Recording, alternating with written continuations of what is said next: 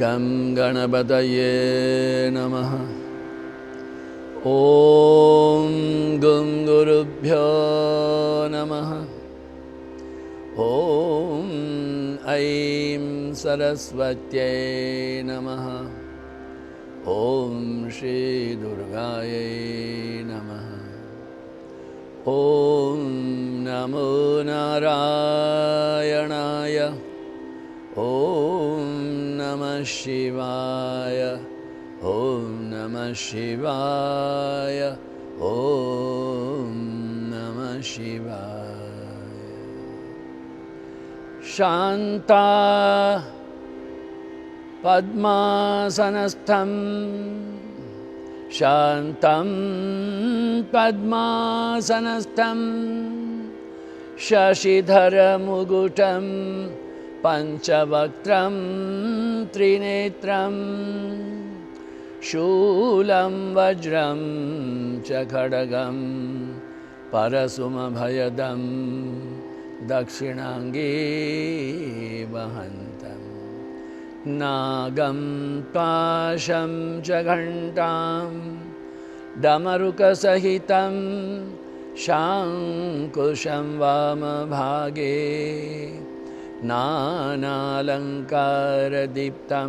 स्फटिकमणिनिभं पार्वतीशं नमामि। ॐ नमः शिवाय। ॐ नमः शिवाय। बोलो ॐ नमः शिवाय।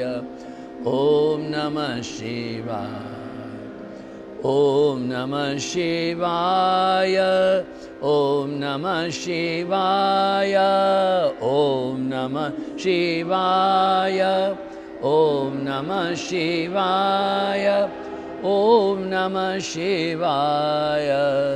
ॐ नमः शिवाय। ॐ नमः शिवाय। ॐ नमः शिवाय। ॐ नमः शिवाय। ॐ नमः शिवाय। ॐ नमः शिवाय। ॐ नमः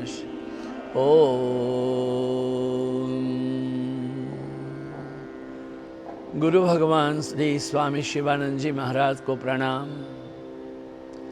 परमात्मा के प्रत्यक्ष स्वरूप गुरुदेव श्री स्वामी चिदानंद जी महाराज को प्रणाम। भगवान भोलेनाथ को प्रणाम। भोलेनाथ आशुतोष भगवान विश्वनाथ के आद्य प्रभु श्री रामचंद्र जी महाराज को प्रणाम। पूर्व पश्चिम उत्तर दक्षिण तमाम संतों देव देवियों को प्रणाम। मंगल हो, शुभ हो, कल्याण हो। श्रावण का प्रारंभ हुआ है। श्रावण होता है श्रवण के लिए। ये श्रवण क्या है? सुनना। सुनेंगे तो ही उसका चिंतन होगा ना। जब श्रवण होगा तभी तो मनन होगा, और मनन होने पर ही निधिध्यासन होगा। इसलिए नवधा भक्ति में भी पहली भक्ति श्रवण है। तुलसीदास जी महाराज ने कहा, जिनके श्रवण समुद्र समाना भद्रम कर्णेभिः शृणुयाम देवाः। हम अच्छा सुने। श्रावण का महीना प्रतिवर्ष आता है और शिव जी के प्रति हमारी एक निष्ठा बनी रहती है। श्रावण का शिव जी का संबंध क्या है? शिव जी ध्यान योगी है। शांतम पद्मासनस्थम शशिधर मुकुटम पंचवक्त्रम त्रिनेत्रम।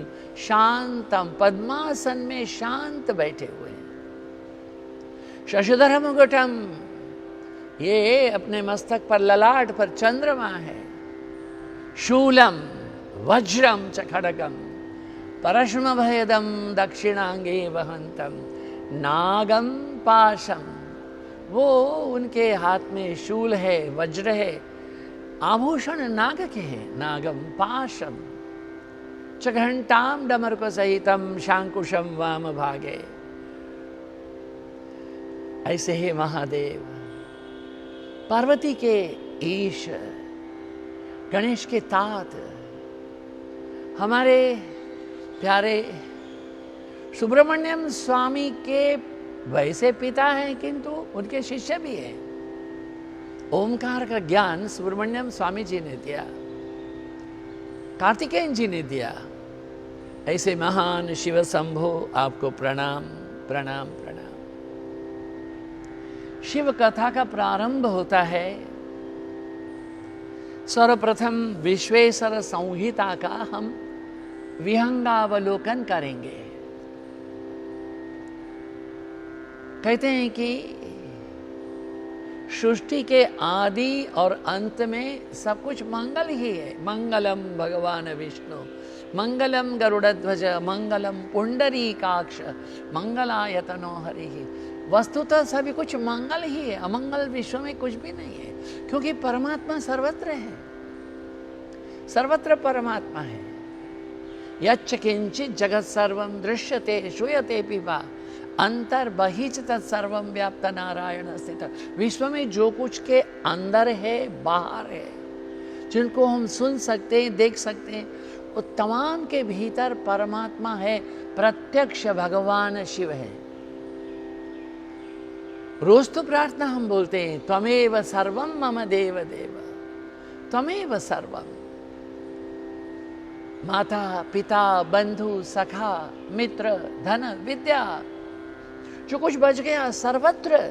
ईशावास्यमिदगुं सर्वं यत्किंच जगत्याम जगत तेन त्यक्तेन भुंजिताः। ईशावास्य, जिधर देखता हूं उधर तू ही तू है। श्रावण जो है वह हमें इस वस्तु विषय का रिमाइंड करने के लिए है। 11 महीना हम विविध उत्सवों में रहे, आनंद में रहे, देह के उपभोग में रहे, विषयों में रहे, किंतु हमने अपने भीतर जाकर के अपनी आत्मा में अवगाहन करने के लिए कभी चेष्टा नहीं की, क्योंकि हमारी जो आत्मा है वही तो भगवान शिव है। आत्मा त्वं गिरिजामतिः सहचराः प्राणा शरीरम गुहम्। ये हमारे भीतर जो हमारी आत्मा है वही तो भगवान शिव है। जगदम्बा राजराजेश्वरी अखिलांड कोटि नायिके माँ भगवती दुर्गा पार्वती, ये हमारी मति है, हमारी बुद्धि है, हमारी करुणा है, हमारी क्षमा है, हमारी उदारता है, हमारा चैतन्य है, हमारी दिव्यता है, हमारी देदीप्यता है। ये हमारे भीतर जो श्री वर्चस्व आयुष्य आरोग्य जो कुछ भी है वो तो भगवती प्रत्यक्ष पार्वती जगदम्बा राजा राजेश्वरी अखिलांड कोटि नायिके माँ ही तो है। तो ये जो है माँ हमारी, ये हमारी बुद्धि है। यदि बुद्धि शुद्ध हो तो वाणी शुद्ध होगी, तो व्यवहार शुद्ध होगा। बुद्धि में भ्रष्टाचार रहेगा, वाणी में व्यवहार में शुद्ध व्यवहार नहीं होगा। उपनिषद ने कहा है बुद्धि तु सारथिम विद्धि मनः प्रग्रह एव च। ये हमारा जो शरीर रथ है, उस रथ में आत्मा उसका मालिक है, भगवान शिव, आशुतोष, औडंबरदानी, महाकाल, विश्वनाथ, सोमनाथ, यही हमारे भीतर है, चैतन्य है। क्योंकि शिव तो आदि देव है, अनादि देव है, उनके पहले तो कुछ था भी नहीं, एक वही थे। तो वो हमारे रथ के, जीवन रथ के मालिक है। और बुद्धि जो है मति गिरिजा मति ही, वो जगदम्बा हमारे जीवन रथ की सारथी है। अगर हमारे जीवन रथ की सारथी माता स्वयं हो जाए, कुपुत्रो जायते, बेटा कभी भी, संतान कभी भी कुपुत्र हो सकती है, माता कभी कुमाता नहीं होती है। बहुत जरूरी बात है इनको समझने के लिए। क्यों, ये क्यों समझना? इसलिए समझना है कि हम अपने शरीर के भीतर केवल जो नवद्वारे पूरे देहिए शब्द स्पर्श रूप रस गंध, 5 कर्मेंद्रियां, 5 ज्ञानेन्द्रियां, 5 प्राण, 5 तन्मात्रा, 5 महाभूत, इसी को ही हम अपना देह ना समझें। देह तो नाशवान है, देह का आगमन है, देह का निगमन भी है, देह का जन्म है, देह का मृत्यु है। जो शाश्वत है, चैतन्य है, अजो नित्य शाश्वतो यम पुराणो न हन्यते हन्यमाने शरीरे, वो क्या है? वह केवल हमारे भीतर की आत्मा है। ज्योतिषाम अभी तक ज्योति, ज्योतियों की ज्योति है। प्राणाः सहचराः शरीरम गुहम, इस शरीर गुफा में बैठ के, जैसे हमारे अमरनाथ जी महाराज गुफा में बैठ करके ध्यान करते हैं, शरीर नाम के गह्वर में गुफा में आत्मा नाम के शिव के सेवक लोग कौन है? ये प्राण है, अपान है, उदान है, व्यान है, समान है। यही इनके से प्राणाः शरीरम गुहम पूजाते विषयोपभोग रचना, पूजाते विषय उपभोग रचना, पूजा।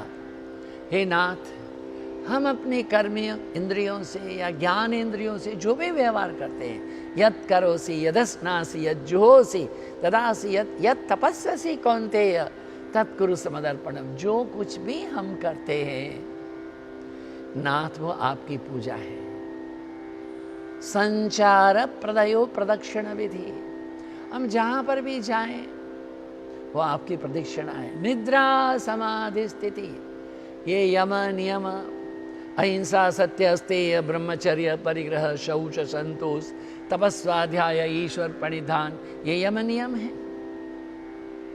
इसके बाद में है आसन प्राणायाम प्रत्याहार धारणा ध्यान, तब जाकर के समाधि है। नाथ हम वहाँ समाधि तक कब कैसे पहुँचेंगे? हम जब निद्राधीन होते हैं वो ही हमारी समाधि ऐसे स्वीकार करना। निद्रा समाधि स्थिति संचार प्रदयो प्रदक्षिण विधि स्तोत्राणि सर्वा गिरौ यद् यत् कर्म करोमि तदखिलम शंभो तवारा। हम कुछ भी बोले वो आपकी स्तुति है नाथ। हे प्रभु, हमारी ऐसी भावना को स्वीकार करें, किंतु इस भावना की प्राप्ति के लिए बिनु सत्संग विवेक न होई। सत्संग तो करना ही पड़ेगा। सत्संगे तो निसंगत्वम, निसंगत्वे निर्मोहत्वम, निर्मोहत्वे निश्चल तत्वम, निश्चल तत्वे जीवन मुक्ति। संग संग भी है, संग कुशन भी है। सत्संग सत्संग है, उसमें कुसंग नहीं है, नहीं है। जब सत्संग करेंगे तो हमारे भीतर की जो वासना है उसका क्षय होगा, और वासनाओं का क्षय होने से निसंगत्वम निर्मोहत्वम, फिर हमें मोह नहीं रहेगा। We will won't been attached to this body consciousness.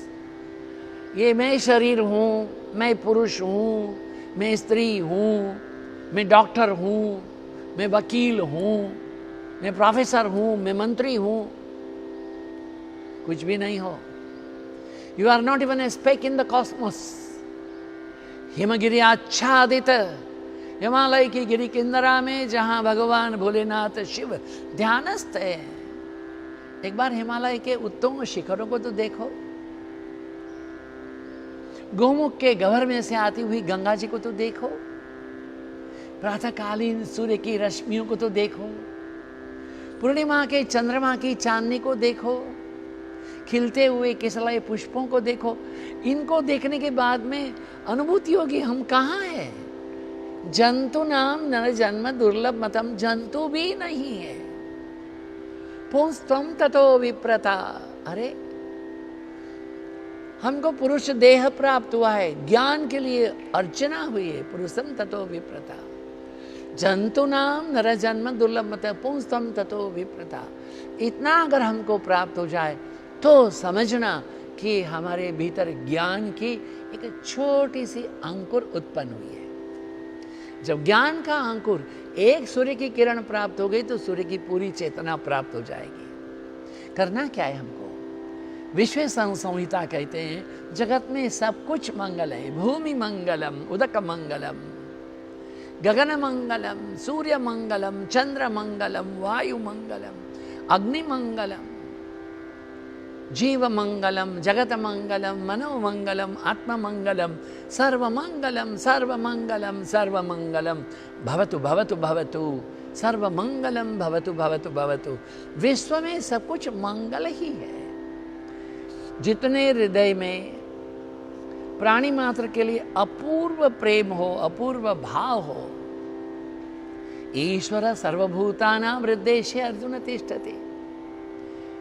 जीव मात्र के हृदय में ईश्वर है।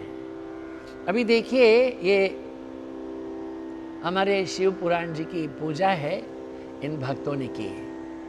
फिर वहाँ चंदन लगाए, अक्षत भी लगाए। अब जब वो लोग बैठ गए, हमने धीरे से तमाम अक्षत लेकर के इन वृक्षों में उसको विसर्जित किया। क्यों? अक्षत यहाँ रहेंगे तो फिर तक बहुत चींटियाँ हो जाएंगी, पिप्पलिकाएं। कथा करने के लिए फिर कथा में ध्यान नहीं रहेगा, वो ऐसे रहेगा। इतनी छोटी चींटी भी हमारी चेतना को हतप्रभ कर सकती है। क्यों? उसमें प्राण है। अब कोशिश कीजिए, किसी अलमारी के ऊपर में एक प्लेट में 2-4 पेड़े रख दो, शाम तक वहां चींटियों की लाइन हो जाएगी। क्यों? चींटी का फेफड़ा कितना जबरदस्त है, सोचा कभी आपने? वो नारियल का पेड़ कितना ऊंचा है, 35-40 फीट ऊंचा। कहाँ होता है? नमकीन भूमि में होता है, समुद्र के तट पर होता है। किंतु वहां 3 दीवारों के बीच में मीठा पानी कहां से आया, सोचा आपने? माता के प्रसव के साथ में उस नवजात शिशु के लिए उसके स्तन में दूध कौन देता है? सोचना। परमात्मा सर्वत्र है, ईश्वर सर्वत्र है, और ईश्वर जो सर्वत्र है वो हृदय में एक बार प्राणी मात्र के आ गया, उसका जीवन मंगलमय है। इसलिए हाथ जोड़ करके, विधि पूर्वक स्तुति करके, विनम्रता करके सुत जी महाराज कहते हैं कि हे सर्वज्ञ, वेद शास्त्रों के ज्ञाता, अपने भाग्य की महानता से वेद व्यास जी के द्वारा संपूर्ण पुराणों को हमने ज्ञान किया है। बहुत 18 पुराणेषु वेद व्यास जी ने 18 पुराण की रचना की। क्या कहा? यही कहा, देखिए भाई, किसी के भी सेवा करो, हमारे भोलेनाथ के समान दूसरे सेवक नहीं हो सकते। हलाहल विष जब चारों ओर अग्नि अग्नि कर रहा था, लोग त्रस्त थे, देव दानव भूमि जीव जंतु तमाम जब त्रस्त थे, तो उस समय कौन आया है? विष का पान शिव जी ने किया है। उससे बड़ा कल्याणकारी और कौन हो सकता है? शिव के भक्त अपने जीवन में एक सेवा का भाव रखे। हम नहीं भूलेंगे इस कथा के प्रारंभ में सेवा के बारे में। हमारे गुजरात में 14 जनवरी को मकर संक्रांति, अब कल 15 जनवरी हो रही है। मकर संक्रांति के दिन में पतंग उड़ाए जाते हैं। कितना भी मना करने पर पतंग की डोरी है वो चाइना से आती है, जिसमें कांच लगा रहता है, और ये 5-7 दिन पहले भी चालू हो जाता है, 2-3 दिन बाद में भी चलता है। लोग स्कूटर में हेलमेट पहनते हैं, यहाँ पर भी एक अपने सामने एक पार्टीशन रख लेते हैं, शील्ड। फिर भी एक युवा बड़े उत्साह से अपने कार्य क्षेत्र से किसी और कार्य में जा रहा था, रस्सी ने काट दिया। वहां नदी किनारे 2 युवक बैठे थे, एक 8 क्लास फेल, एक 10 क्लास फेल। उन्होंने देखा एक युवक गिरा है, दौड़ के आए। एक बच्चे ने अपने कमीज को निकाला, उसके गले में बांध दिया। वो 108 को फोन करेंगे, किया भी, कब आएगी पता नहीं। उसी युवक के स्कूटर के ऊपर एक बच्चा आगे बैठा, एक पीछे, बीच में उसको बैठाया, हॉस्पिटल ले गए। इतना बड़ा घाव था, 60 स्टिच अंदर लगे, 60 बाहर लगे। दूसरे दिन टाइम्स ऑफ इंडिया में छपा,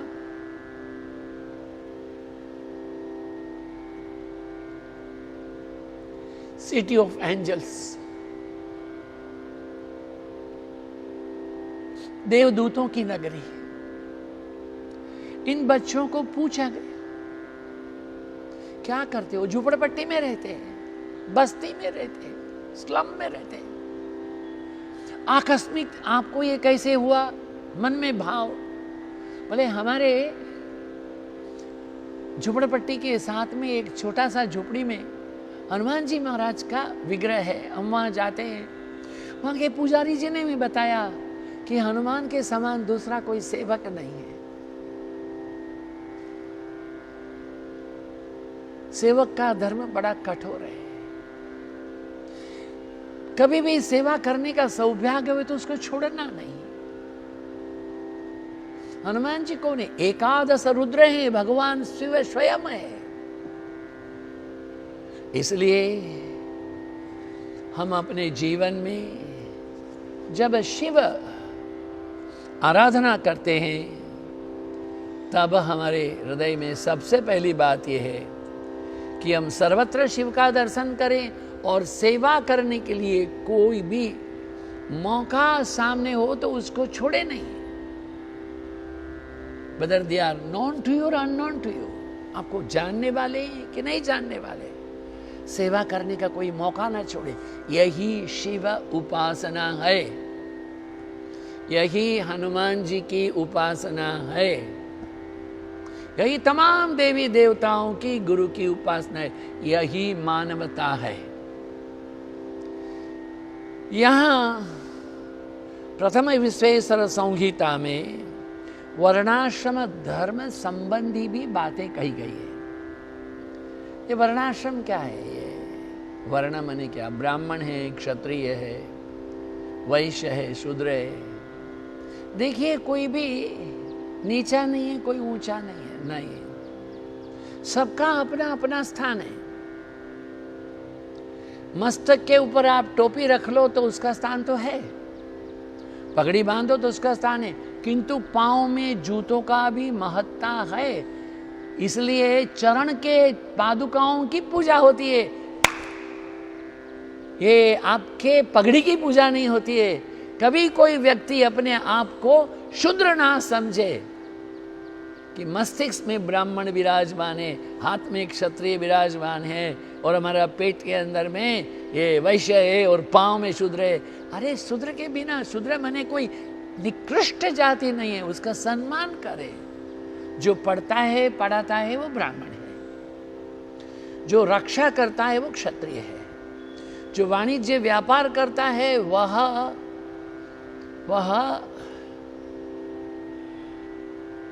वाणिज्य व्यापार करने वाला जो है वह वैश्य है। और जो व्यक्ति समाज के प्रत्यक्ष अंग की सेवा करता है वह शूद्र है। सेवक का धर्म कठोर है। ब्रह्मा और विष्णु के मध्य एक ऐसी भावना हुई, क्योंकि भगवान विष्णु अनंत क्षीर सागर में हैं, नाभि में से ब्रह्मा उत्पन्न हुए हैं, नारायणम पद्म भवम। तो हम दोनों में श्रेष्ठ कौन? ध्यान कर रहे हैं, उस समय में एक ज्योति स्तंभ खड़ा हो गया, देदीप्यमान। ब्रह्मा जी उसमें ऊपर गए, विष्णु जी उसमें नीचे गए। इसका आदि अंत जाने। रास्ते में देखा है केतकी पुष्प गिर रहा है। वो केतकी पुष्प को ब्रह्मा जी ने पूछा, कहां से आ रहे हो? अरे मैं ऊपर जाकर के आ गया। हाँ, मैं उसका अंत देख करके आ गया। ब्रह्मा बड़े प्रसन्न थे, केतकी पुष्प को, केवड़ा को लेकर के आए। भगवान विष्णु से कहा, देखिए ये है। किंतु बाद में पता हुआ कि केतकी पुष्प ने मिथ्या गवाही दी है। इसलिए हमारे शिव जी की पूजा में केवड़ा है वर्जित है। एक अक्षय तृतीया के बाद में ऐसा केवड़ा तीज, हरतालिका तीज आती है, उस दिन उसको चलाया जाता है। ये शिव है, केश की उसका तिरस्कार करते हैं। जप के लिए भी कहा गया, शिव की प्राप्ति कैसे हो? ओम नमः शिवाय, ओम परब्रह्म परमात्मा है, ओम भू ओम भुव ओम स्वः ओम महा ओम जन ओम तप ओम सत्यम, ये ओम ही है। नमः हम प्रणाम करते हैं शिवाय, शिव को। ये जगत की तमाम सृष्टि के तमाम देवी देवताओं का जो मूल कारण है, अधिष्ठान है, ऐसे महादेव की सेवा करते हैं। आइए, ये प्रथम विश्वेश्वर संहिता में यहाँ हम विराम लें। सभी का मंगल हो, सभी का शुभ हो, सभी का कल्याण हो, इसके साथ में वाणी को विराम करें। ओम त्र्यंबकं यजामहे सुगंधिं पुष्टिवर्धनम् उर्वारुकमिव बन्धनान् मृत्योर्मुक्षीयमामृतात्। ओम त्र्यंबकं यजामहे सुगंधिं पुष्टिवर्धनम् उर्वारुकमिव बन्धनान् मृत्योर्मुक्षीयमामृतात्। ओम त्र्यंबकं यजामहे सुगंधिं पुष्टिवर्धनम् उर्वारुकमिव बन्धनान् मृत्योर्मुक्षी। ओम पूर्णमदः पूर्णमिदं पूर्णात् पूर्णमुदच्यते पूर्णस्य पूर्णमादाय पूर्णमेवावशिष्यते। ओम शांति। प्रार्थना का समापन तब तक नहीं कर सकते जब तक कि हमारी प्रार्थना में हम ये ना सोचें कि हे प्रभु, हे दीनानाथ, हे अनंत कोटि ब्रह्मांड के नायक, कोरोना के सामने जो युद्ध कर रहे हैं तमाम डॉक्टर्स, पैरामेडिकल स्टाफ, पुलिस कर्मी, आर्मी लोग, मुख्यमंत्री वृंद, उनके सहमंत्री इत्यादि, और प्रधानमंत्री श्री, ये तमाम लोग हैं, उनको कभी कोरोना ना हो, युद्ध कर रहे हैं। जिनको पॉजिटिव है कोरोना, उनको नेगेटिव हो, जिनके शरीर शांत हो रहे हैं, उनको आत्मा शांति हो। हे शिव, मंगल करो, शुभ करो, आपके इस तांडव को अभी शांत करो। महादेव महादेव महादेव।